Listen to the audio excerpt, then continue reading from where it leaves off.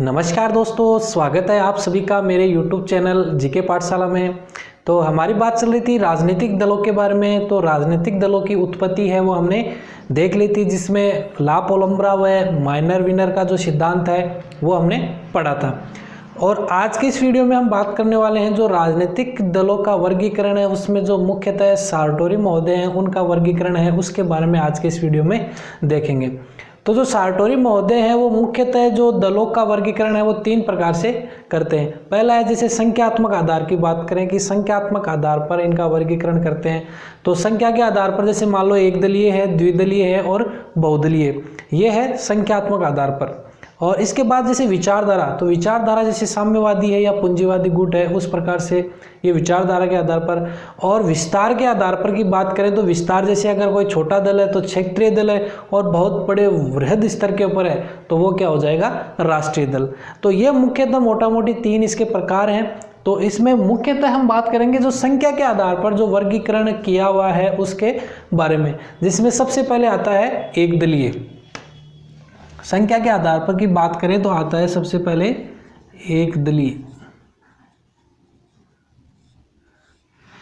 एक दलीय जो राजनीतिक व्यवस्थाएं हैं, तो इनके बारे में देखो, एक दल का मतलब है कि या तो वहाँ क्या होता है, एक ही दल होता है प्रधान, या फिर क्या है वहाँ चुनाव की आवश्यकता ही नहीं पड़ती, तो वो कहलाते हैं एक दल वाले। वहाँ एक दलीय राजनीतिक व्यवस्था क्या है, विद्यमान रहती है। जैसे चीन है, उत्तरी कोरिया है, अगर कुछ एग्जाम्पलों की बात करें तो चीन है, उत्तरी कोरिया है, वियतनाम है, ये सब किस में आते हैं, शामिल होते हैं एक दलीय प्रणाली में। अब यहाँ देखो ये चीन, उत्तरी कोरिया जैसे वियतनाम है, तो एक दलीय प्रणाली है, उसका भी आगे क्या है, फर्दर विभाजन किया हुआ है। तो फर्दर विभाजन की बात करें तो ये भी एक दलीय भी तीन प्रकार से विभाजित किया हुआ है, जिसमें पहला आता है जैसे अधिनायकवादी,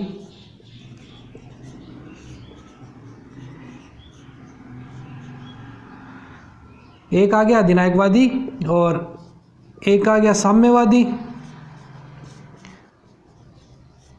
और एक आ गया सैनिकवादी। तो यहाँ साम्यवाद की बात करें या अधिनायकवाद की बात करें तो ये चीज़ें सब एक ही हैं, एक ही दल से क्या है, संबंधित है। जैसे साम्यवाद, तो साम्यवाद कहाँ कहाँ है, जैसे सोवियत संघ था, चाइना है, तो ये क्या है, साम्यवाद के गढ़ है। तो यहाँ क्या है, जैसे चीन की बात करें तो क्या है, एक ही दल वहाँ क्या सर्वे सर्वा है। इसी प्रकार से अधिनायकवादी, इसमें और ये सारे मान लो उदाहरण यहाँ आ जाते हैं, वियतनाम है, लाओस है। तो ये जो देश है, चीन, उत्तरी कोरिया, वियतनाम, लाओस, यूएसएसआर, ये सब किस में आते हैं, साम्यवादी प्रणालियों में। साम्यवादी एक दलीय प्रणाली है उसमें आते हैं। इसके बाद अधिनायकवाद, अधिनायकवाद हमने पढ़ रखा है, जैसे नाजी दल और फांसी दल थे, नाजी दल और फांसी दल, ये किस में शुमार हैं, ये हैं अधिनायकवादी में। और सैनिकवादी, सैनिकवादी तो आप सब परिचित हो, पाकिस्तान, परवेज मुशर्रफ है, उनकी सरकार है। जैसे म्यांमार अभी चल रहा है, म्यांमार में भी अभी खूब उपद्रव चल रहा है, वहाँ सैनिक शासन चल रहा है। तो वहाँ पहले जो थान स्वे की साम्यवादी पार्टी थी वो भी क्या है, सैनिकवादी है, थान स्वे की जो साम्यवादी पार्टी। तो ये इस प्रकार से क्या है, एक दलीय का भी फर्दर क्या है, तीन विभाजन किया हुआ है, जिसमें अधिनायकवादी, साम्यवादी और सैनिकवादी मुख्यतः आते हैं। तो अब ये है एक दल। तो एक दल के देखो कुछ नुकसान भी हैं और कुछ फायदे भी हैं। गुण और अगर दोषों की बात करें तो इनके कुछ फायदे हैं और कुछ नुकसान है। जैसे ये एक तो कम खर्चीली, अगर इसके गुणों की बात करें तो कम खर्चीली है, कोई भी डिसीजन लेना हो तो इसमें क्या है, सरकार तुरंत फैसले ले सकती है, ये तो इसके गुण हैं। लेकिन अगर इसके दोषों की बात करें तो एक तो ये लोकतंत्र के खिलाफ है, यानी लोकतंत्र इसमें समाहित नहीं है। दूसरी, एक दलीय जहाँ भी प्रणाली होती है वहाँ व्यक्ति जो नागरिक है, नागरिकों के अधिकार वो हमेशा मारे जाते हैं। अधिकार जैसे स्वतंत्रता है, ये सारी चीज़ें क्या है, कम होती जाती है। इसीलिए क्या है, इस चीज़ के कुछ गुण भी हैं और कुछ दोष भी हैं एक दलीय प्रणाली के। लेकिन मजबूत सरकार रहती है, इसमें सब पावर अपने पास ही रहता है। मान लो एक ही दल के पास है तो सब कुछ करना है वो उसे ही करना है, जो नहीं करना है वो भी उसे ही नहीं करना है। क्योंकि अगर ज़्यादा दल होते हैं तो वहाँ एक दूसरे के ऊपर क्या है लांछन लगाते रहते हैं, भाई पिछली सरकार ने ये कर दिया था, हम इसको सुधार रहे हैं, या हम ये कर रहे हैं, उन्होंने कुछ नहीं किया था। लेकिन एक दल में क्या है, विकास परक ये सरकारें क्या है होती हैं। फिर बात आती है इसी में द्विदलीय की, एक दल के बाद द्विदलीय। तो द्विदलीय की बात करें तो द्विदलीय का जो यूएसए है, ब्रिटेन है, यूएसए ब्रिटेन जैसे इसकी डेमोक्रेटिक पार्टी, डेमोक्रेटिक और रिपब्लिक पार्टी। इसके अलावा बात करें तो श्रीलंका है, फिजी, नामीबिया। इस प्रकार से ये क्या है द्विदलीय प्रणाली के कुछ उदाहरण है। तो द्विदलीय प्रणाली क्या कहती है कि इसमें मुख्यतः दो दल ही पाए जाते हैं। अब दो दल पाने का मतलब ये नहीं कि भाई दो ही हैं, इनका मतलब ये है कि तीसरा दल होता तो है लेकिन वो क्या है एक तरह से अपनी उपस्थिति दर्ज नहीं करवा पाता। तो मुख्यतः प्रधानतः क्या है दो ही दल क्या होते हैं। तो द्विदलीय प्रणाली ये है। तो अब इसके अगर कुछ गुणों की बात करें और कुछ दोषों की बात करें तो द्विदलीय में देखो सीधा सा है कि स्पष्ट बहुमत मिलता है। भाई दो ही है तो जिसको 51 वोट मिल गए वो स्पष्ट है, यानी एक सुदृढ़ सरकार अपने को मिल जाती है, यानी स्पष्ट बहुमत है, अच्छी सरकार बन जाती है। लेकिन इसके भी कुछ क्या है दोष हैं। दोष ऐसे हैं कि दो ही आदमी, जैसे गांव में नहीं होता सरपंच में ज़्यादातर जगह दो ही व्यक्तियों में मुकाबला रहता है तो पूरा गांव क्या है दो गुटों में बढ़ जाता है। सेम उसी प्रकार ये देश के अंदर होगा। अगर द्विदलीय प्रणाली होगी तो पूरा देश क्या है दो टुकड़ों में विभाजित हो जाएगा। यानी कहने का मतलब ये है कि देश की एकता और अखंडता के लिए ये जो द्विदलीय प्रणाली है ये क्या है खतरा सिद्ध होती है। तो सबसे इसका जो मुख्यतः दोष है वो यही है कि देश है पूरा, अभी जैसे अमेरिका में आपने देखा होगा खूब उदाहरण खूब चर्चाओं में रहा था। तो ये भी क्या है इसका एक नुकसान है बड़ा, क्योंकि पूरा देश है कि दो भागों में विभक्त हो जाता है। फिर अगर ज़्यादा सीटें आ गई द्विदल के, जैसे इसमें तो क्या है कोई विपक्ष रहता ही नहीं एक दल में, तो लेकिन द्विदल में क्या है अगर मान लो सारी सीटें आ गई एक ही दल के पास या बहुत ज़्यादा आ गई सीटें तो दूसरे दल के ऊपर क्या हावी हो जाते हैं पहले दल वाले, यानी एक तरह से निरंकुशता को क्या है यहाँ बढ़ावा मिलता है। तो एक दोष क्या आ जाएगा इसमें कि एक अच्छे विपक्ष का क्या है फिर अभाव पाया जाता है अगर सारी सीटें ही आ गई तो ये चीज़ें अब सीटें नहीं आई तो इसका उजला पक्ष क्या हो जाएगा कि भाई इसमें एक विपक्ष का पाया जाना इसका क्या है एक अच्छा पक्ष है। अब इसी के बाद बात आती है बहुसदस्यीय प्रणाली। जैसे संख्या के आधार पर बात कर रहे हैं हम, इनका तो विचारधारा के आधार पर तो जैसे साम्यवादी या पूंजीवाद हो गया, साम्यवादी प्रणाली, पूंजीवादी प्रणाली, ये विचारधाराएं हैं। तो इनके बारे में तो हमने पढ़ रखा है विस्तार से।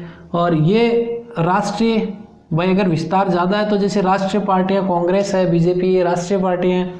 और क्षेत्रीय पार्टियां हो जाएंगी कुछ, जैसे हनुमान बेनीवाल की है, ठीक है, बोतल पार्टी।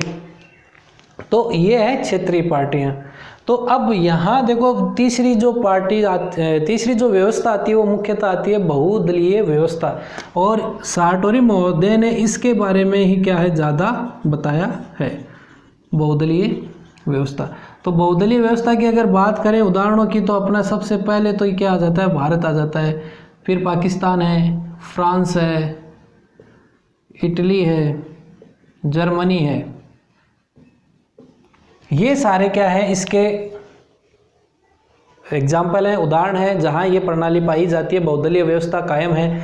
तो इसमें क्या होता है कि बहुत सारे दल क्या है होते हैं और सबको, अब यहाँ इसके जो फायदों की बात करें अगर हम तो यहाँ मतदाता के पास विकल्प बहुत है। इसमें तो क्या है मतदाता के पास विकल्प कम रहते हैं, यानी एक ही चीज़ है वो सब में काउंट हो जाती है। उसके गुणों में दोष में आपको ये क्या है थोड़ा दिमाग लगाना है। जैसे इसमें दो ही दल है तो मतदाता के पास विकल्प कम है, और इसमें क्या है मतदाता के पास विकल्प क्या हो जाएंगे ज़्यादा हो जाएंगे। इसके अलावा अगर मिलजुल कर अगर सरकार बना रहे, मान लो बहुत सारे दल हैं तो एक तरह से तानाशाही यहाँ नहीं हो सकती। एक तानाशाही है ना, जैसे हाल फिलहाल की बात करें तो बीजेपी गवर्नमेंट की बात करें, तानाशाही का अभाव पाया जाता है। क्योंकि भाई एक ही दल को अगर सारी सीटें मिल गई हैं, मान लो 300 से ऊपर सीटें हैं, तो वहाँ कहीं ना कहीं तानाशाही थोड़ा बहुत अपना रूप दिखाना शुरू कर देती है। तो तानाशाही का अभाव पाया जाता है और एक अच्छे विपक्ष का होना, ये भी एक इसकी विशेषता है, विपक्ष का होना। और बहुदलीय है, मतलब बहुत सारे दलों को प्रतिनिधित्व मिल रहा है, यानी प्रतिनिधित्व होना, सभी दलों को प्रतिनिधित्व का होना।